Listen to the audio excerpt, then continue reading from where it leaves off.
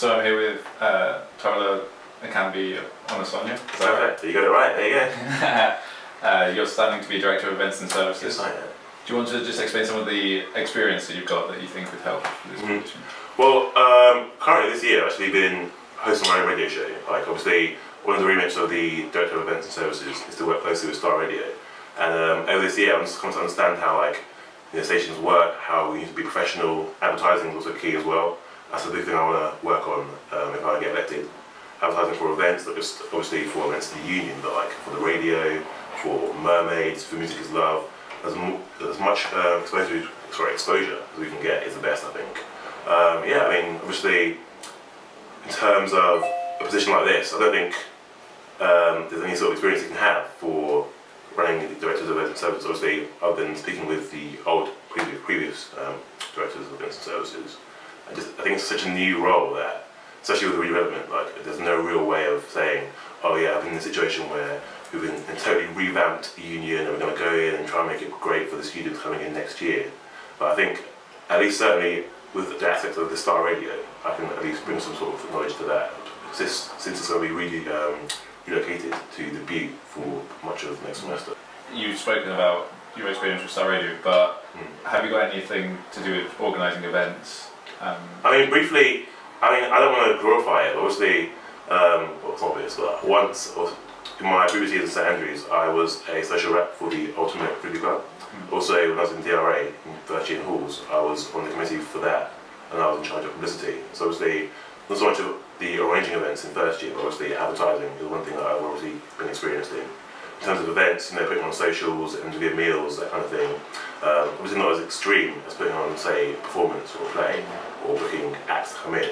But it's all these little things that you need to have in your repertoire to go into this sort of event planning, I think. Why do you think it is that this year the Director of Events and Services position, there's more candidates for it than the President's? Yeah. Why is that the case? You guys actually asked that in my interview on Thursday for the same. It was a good question actually, I liked it. Basically I think, because obviously the key word is redevelopment, and because basically, I wouldn't say we're starting again, but it's almost as if it's like a blank canvas for the union. And I think it's good that we have so many candidates, because it means that we're really trying to take it in a new direction and trying to make it as good as it can be. So I think there are so many candidates this year because with a new union, it has so much potential to be rebranded, and with all these ideas going around, I think it's great that there are 4 candidates. That's really why. You've already mentioned the key word, I think, which is redevelopment. Your campaign's all about doing more with less. Yeah. Do you just want to talk us through that and what you're planning on doing? Yeah, obviously, when we go into next semester, we'll have a new one, which is great. We'll have the new Sky Bar, which obviously will be changed. The name is not 100% cemented in stone. But it's a case of we're going to lose a lot of space for societies, because obviously phase 3 of redevelopment will involve getting into society's rooms, SDS, the Salad Bowl, the committee's meeting room. So we need to find places in the university to meet for rehearsals, for meetings, committees, elections, AGMs. So I really want to just sort of doing more with less. Is we have a lot of space already, and even before the redevelopment we had all the spaces. But obviously because we had the union, we took everything else for granted. So I want to make sure that we utilise all the space we have in the university, so that everyone has an equal opportunity to meet, to rehearse, to just plan their events. Especially also in second semester, after we lose venue 1, doing more with less. It's not a case of putting on more events with less space, it's about doing better with the events we put on, because even though we have less space. So doing more with less, for me, I want to bring across the point that after this first semester, in January when we close venue 1, we're going to have less, but I want to make sure that we do as much as we can with what we've got. You mentioned that utilising university space. Have you actually got any concrete ideas on what we could do with that? Yeah, some of the ideas that I'm thinking about right now is obviously we have the new medical building, using seminar rooms there. Obviously the Gateway has many seminar rooms where people have meetings, presentations for class and other extracurricular activities. Also I'm thinking about possibly other rooms like Parliament Hall. You can obviously rent that out for a certain price, which isn't too unreasonable. Also, Younger Hall is another place I'm thinking about looking into. Obviously, it's quite expensive for students to use that space. So obviously, working with the DDOSDA, is obviously going to be key to the role of the DOS next year. So I'm hopefully going to try and lobby universities to reduce the prices of Young Hall, because I feel like such a vital university space shouldn't be so expensive for us to use. Also, town and gown, like talking City Hall, I feel like there are spaces in the town, like church halls, that we can use, that are going to be really vital once we lose a new one, and obviously all the space for the committees to meet. You've also mentioned in your manifesto about polls for changing the name of venue 1 and venue 2. Do you think that's a necessary thing? What would the process for that be? I mean, I just want to bring a bit of fun to it, you know. Like, obviously, there are more important things for DOS to do, but I mean, at the end of the day, university is about, you know, the places you go when you're not in class and where you spend your time when you're not in class. I feel like if we're going to be in a new venue 1, a new main bar, a new venue 2, like, why not ask the students to weigh in on where they're going to be spending all their time? Like, I think it would be a cool idea to have guys and girls of the uni like putting their names forward, and we could take some of the best names that we think, like working with obviously with SABs and the staff and what's appropriate. You don't have any crazy names that we can't put up. But yeah, if you put it to a vote online, I think students will respond well to that, and they'll feel more included in the process of redevelopment, and I think it'll bring more people to the union.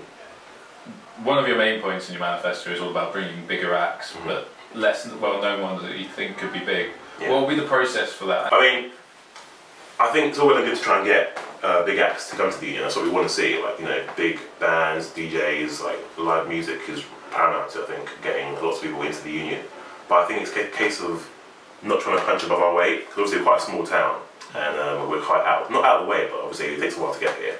I think that getting smaller acts or acts that are up and coming will be better for the cost of booking, also which will relate to the cost of tickets for students. And like, obviously the process that we have at the moment is that the university has certain agencies that they're in contact with, and also some agencies will contact us before Freshers Week.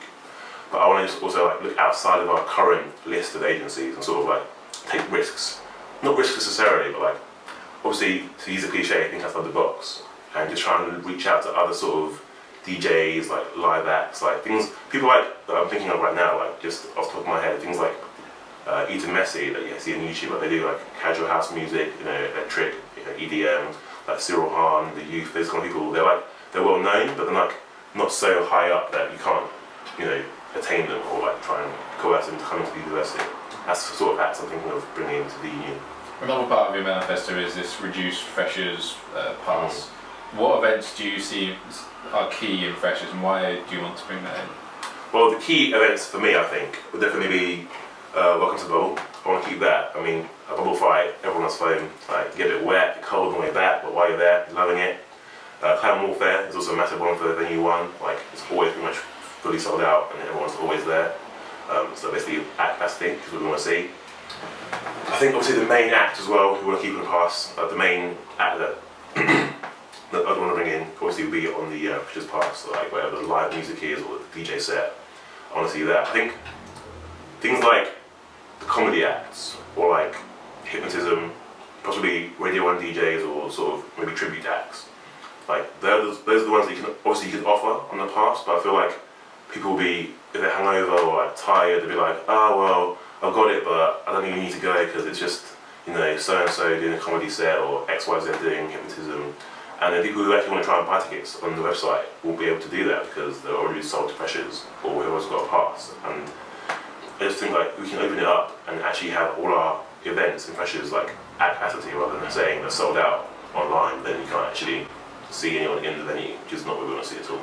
And what's your opinion of the current DOES, Dan? Do you think he's done a good job? Yeah, Dan's done really well. Like, obviously, with everything that's going on at the union, it was really tough. Like I was at the AGM and he spoke about some of the difficulties he had with the redevelopment causing, you know, delays. There was also a slowdown in the first phase because of the bad weather.